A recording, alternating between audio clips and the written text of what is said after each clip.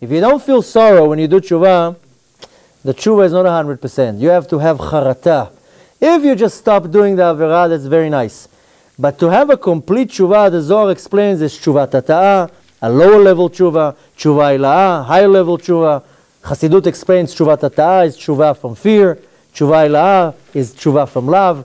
In order for you to really wipe everything off and walk into Gan Eden like as if nothing happened, you have to reach tshuva ila'ah, you have to completely delete all this past, and your tshuva has to be perfect, and you have to have charata. If you don't have charata, then your tshuva is not 100%. You have to feel bad, and if you don't feel this charata, then what are you doing it for? You're doing it from fear. Where is it coming from?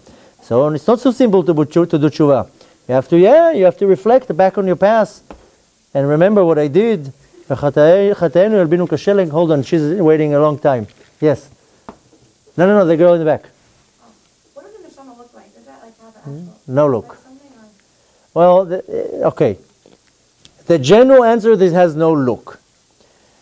The more, I don't want to get too much into it, but the neshama kind of gets the look of the body.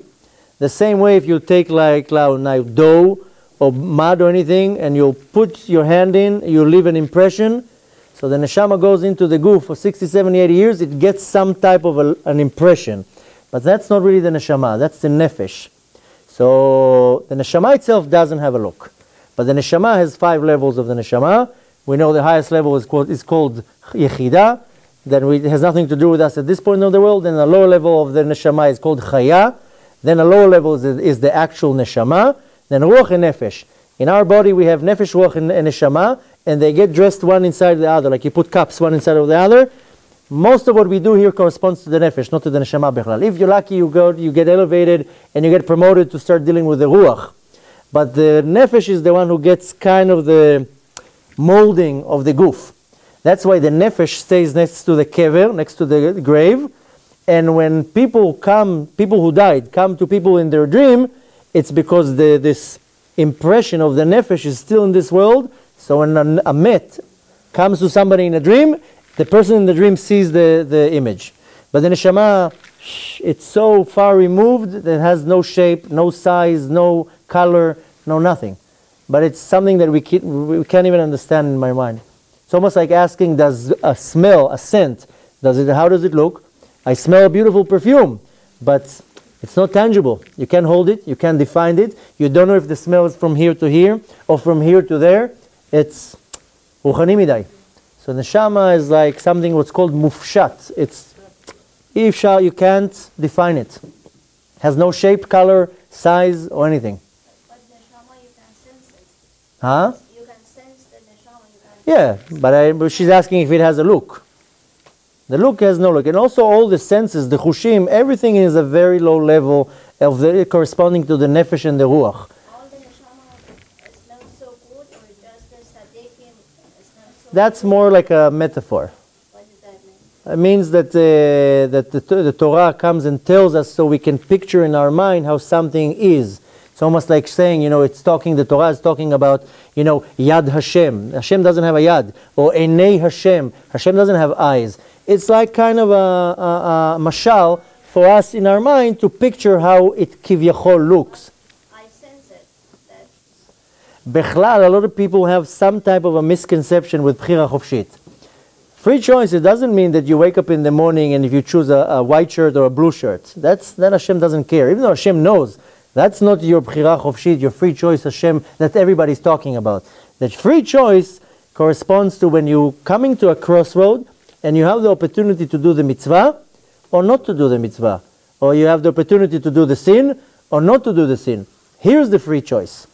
Now, if you're going to eat eggs for breakfast or toast, that's not a free choice. That's, whatever. That's not avodat Hashem.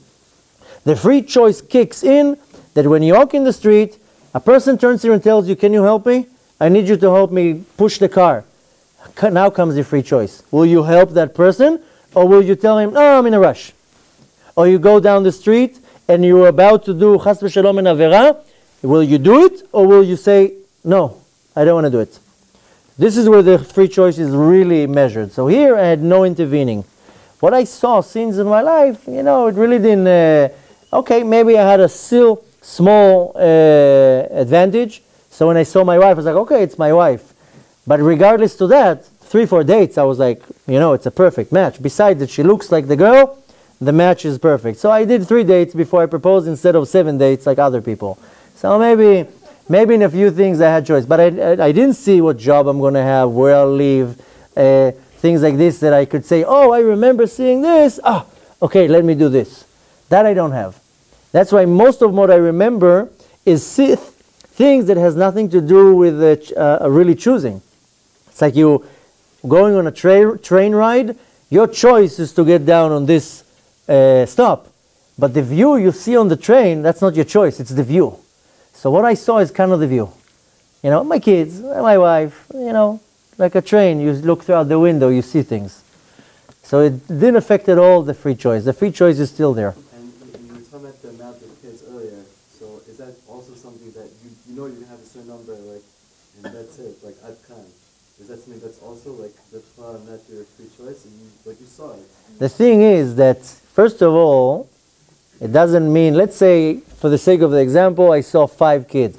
It doesn't mean comes the 5th kid and that's it. And let's say my wife, I'm done for now. Let's go home. You still have to do more because a person can do an extra mitzvah and get a zchut to get a bonus. So it doesn't mean, let's say Mishamayim, they were telling me, okay, you're going to have X amount of kids. If I reach that capacity, it doesn't mean I'm now going to stop. Okay, let me continue. Maybe I'm going to do more. So what you saw in Shemayim is lo mechayev otcha. No. Not, No. For sure, no. Because even, let's say, in the example of the kids, Naniach, like I told you, let's say they told me, okay, you're going to have 5 kids. So now I have 5 kids. Ma, I'm going to stop? No, I want to continue doing the mitzvah. Maybe I'll have a merit. Maybe Hashem will give me another kid. It doesn't say, Nachon? Then I'll have 50 kids. Shesh bekeres achad. Hold on, there's somebody in the back.